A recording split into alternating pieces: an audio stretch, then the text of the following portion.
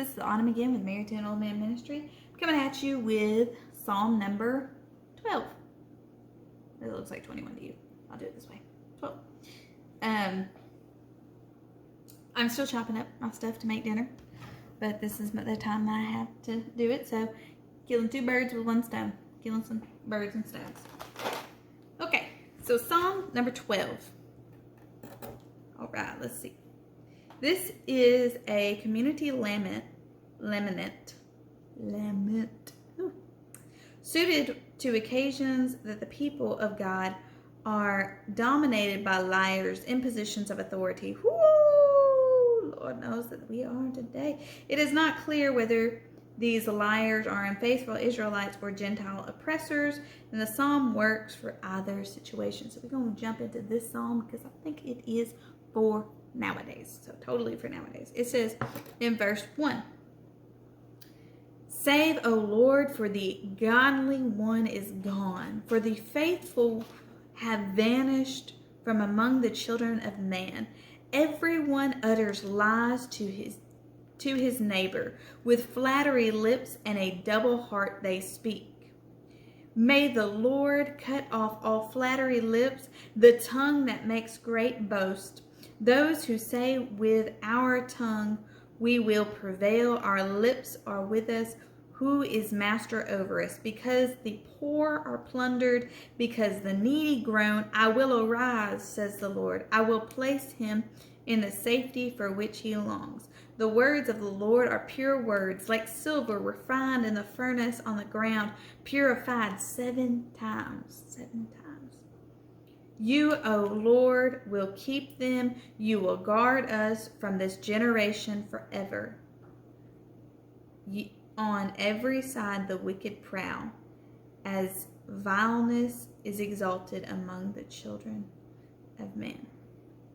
Okay, does this not sound like a just-in-time word for what we have going on in today's world? Okay, first of all, the godly one is gone. The godly one is gone. That is the one that is serving as whoever, as ruler. That would be president, prime minister, different things like that. Kings, you have different names for them. And the godly one is gone. The one that was godly prior is gone. He has stepped down and somebody else has taken their place as reign. All right. Everyone utters lies to his neighbors, the flattering lips, and the double heart they speak. Double heart they speak. All right, so now this does not mean you have two hearts. This is a little bit more like two-faced, a double heart. Like you say you're one way, but you're really the other way.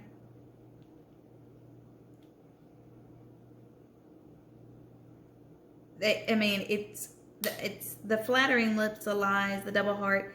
They manipulate others for the sake of gain. In such an environment, the godly and the faithful become so rare that it seems as they have disappeared. And because they have been suppressed or because they have been seduced into lying themselves, may the Lord cut off these flattering lips and the tongue that makes great boast. I'm going to be honest, folks. This is something that we should be praying ourselves for nowadays. This is something that we should be speaking over, not just ourselves and our family, but over our nations. I'm going to say that plural, nations. I don't know where you are, but the good Lord knows. And that should be over our nations because, frankly, we are all now living in a world where, to be honest, we are living in days like that where it is just utter flattery. It's utter lies and deceit that is being told. The world is changing so rapidly on a daily basis that it's very hard to even keep up with all of the schemes that the enemy has going on plurally around the world, just systematically timed. I had a lady in my office today that told me, she was kind of talking to me about how it is a little hard for her to really believe that God is still in control. It was hard for her to believe that God is still in control, because she was like, you see all this crazy stuff that is happening all around the world. How can God still be in control? How can he be letting this stuff happen, is what she was telling me. And I told her, I said, look, for Jesus to come back, it has to be the days of Noah again. This stuff has to happen again, where there is just so much evil in man's heart. And, I don't know if it helped her or not, but I just want you to know too that, even though things may look and seem a little bleak right now, you've got to understand that God is still on the throne. He is still in control. He sees all, knows all. And I know some of you may be like, and he allows this stuff to happen? Yes, he does. Because it all has to happen in his absolute perfect timing. And it has to be his timing. It's not our timing. It's his perfect timing. So no matter if you see this stuff going on and you're thinking, Lord, I have kids that I'm trying to raise. I'm doing this. I'm doing that. Like, I can't stay above this inflation. I can't do any of this stuff. You've got to understand, he is still in control. He is still on the throne. He is at the end already.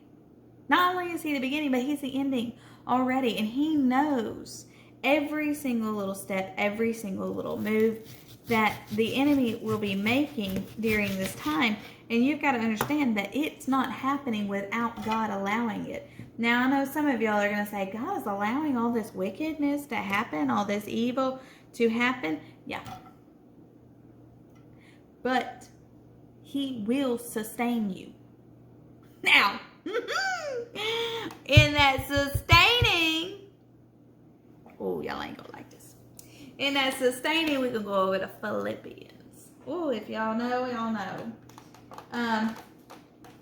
It's gonna sustain you. But that don't mean you're gonna have the life of ease and comfort. No. See, he will sustain you, but that doesn't mean it's always gonna be easy. That don't mean that it's always just gonna be done exactly the way you want it to be done. No. See, God's sovereign, God's righteous, and God will keep you. God will keep you. And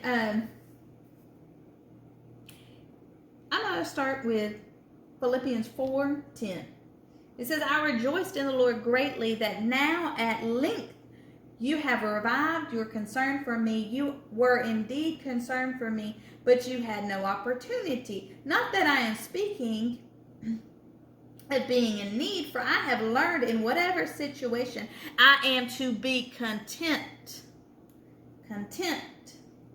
I know how to be brought low. I know how to abound.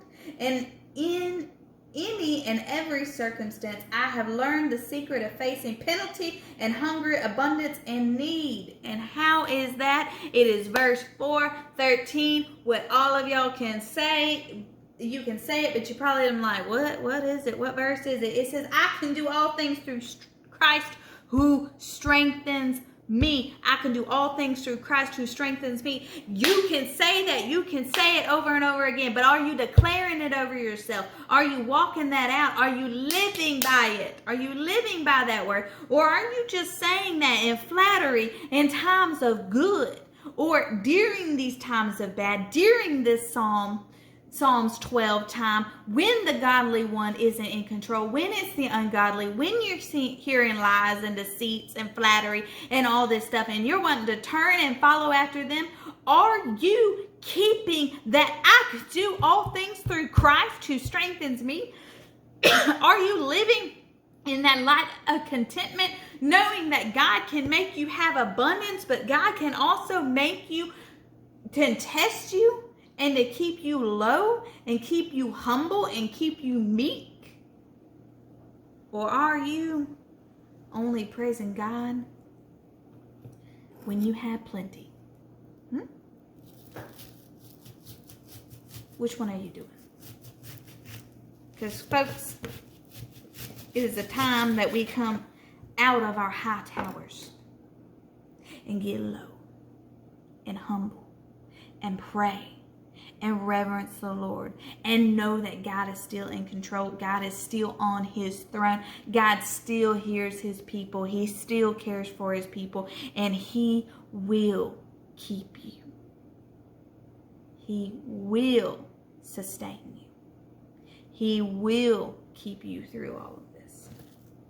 As one thing we need to know now. Well, I hope this lesson blessed you. I hope you learned something from it, and I hope you start praying this Psalms 12. Please be praying it. Please be praying it for our nations. Declare it. Declare that God is still in control and God can do all things. And with Christ in you, you can do all things because he strengthens you. He strengthens you.